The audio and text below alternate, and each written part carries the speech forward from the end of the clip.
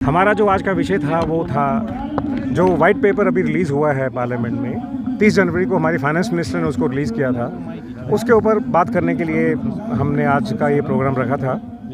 और ये प्रोग्राम रखने का बेसिक कॉन्सेप्ट क्या था कि हमारे जितने भारतीय जनता पार्टी के कार्यकर्ता हैं उनको ये पता होना चाहिए कि देश जो है 10 साल में जो उन्होंने ग्रोथ की है, देश ने 10 साल में जो प्रोग्रेस की है उसको अचीव करने के लिए सरकार ने कितनी मेहनत की है।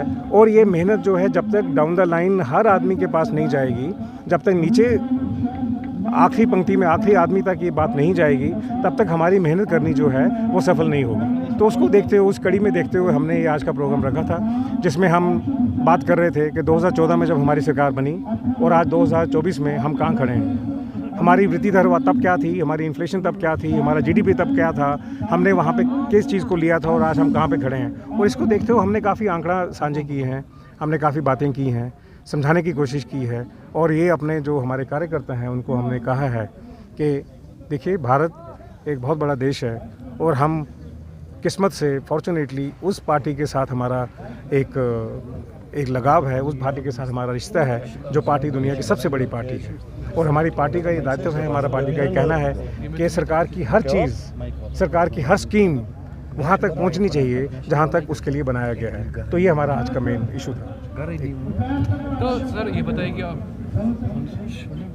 मोदी ने तो जिस तरह से यहाँ पे अपोजिशन की तरफ से जिस तरह से कहा जा रहा है कि इंडिया ब्लॉक यहाँ पे मजबूत है और तमाम जो जम्मू कश्मीर की जो सीटें हैं उस पे वो उनकी बढ़त हासिल है, उसको आप किस तरह देख रहे हैं? देखिए, बहुत से इशू ऐसे हैं जो जनता को डिसाइड करने चाहिए, क्योंकि जब जनता ही प्रधान है, जनता ही डिसाइड करती है, तो हम लोग उसका आंकलन करें तो ठीक नहीं होगा। लेकिन मेरा मानना ये है, भारतीय जनता पार्टी का श्रेष्ठ नेतृत्व, भारतीय जनता पार्टी के लीडर्स, उनकी बहुत स्ट्रांग लाइकिंग है सिस्टम में। और आपने खुद देखा, आपके अभी कश्मीर में हमारे प्रधानमंत्री जी आए थे, क्या रिस्पांस था।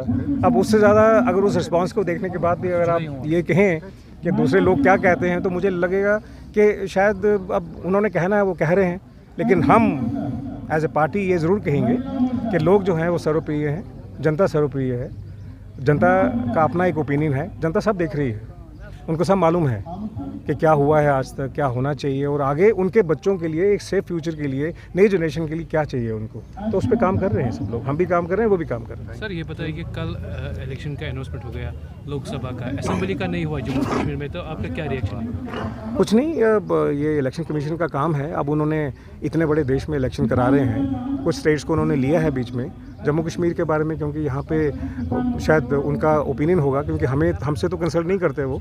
हम भी एक पॉलिटिकल पार्टी हैं, जैसे सब पार्टीज़ हैं, हमसे नहीं पूछते हैं वो। लेकिन हमारा मानना ये है, शायद वो इसको लोकसभा इलेक्शन को ख़त्म करना चाहते हों, उसके बाद देखेंगे, क्योंकि उनकी भी लिमिटेशन है, इतने बड़े देश को उन्होंने चलाना है। तभी तो 7 फेजेज़ में हुआ, 7 फेजेज़ में इलेक्शन करने की क्या ज़रूरत थी अगर एक ही दफ़ा हो सकता था। इसका मतलब बहुत बड़ा सिस्टम है।